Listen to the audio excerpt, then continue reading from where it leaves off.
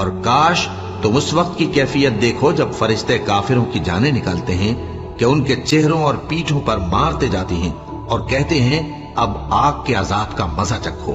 ये उन अमाल की सजा है जो तुम्हारे हाथों ने आगे भेजी हैं। और ये जान रखो कि अल्लाह बंदों पर जुल्म नहीं करता।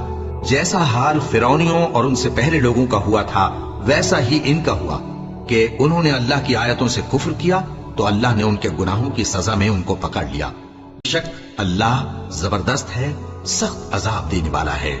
ये इसलिए कि जो नेमत अल्लाह किसी कौम को दिया करता है जब तक वो खुद अपने दिलों की हालत न बदल डाले अल्लाह उसे नहीं बदला करता। और इसलिए कि अल्लाह सब जानता है। जैसा हाल फिरौनियों और उनसे पहले लोगों का हुआ था वैसा ही इनका हुआ।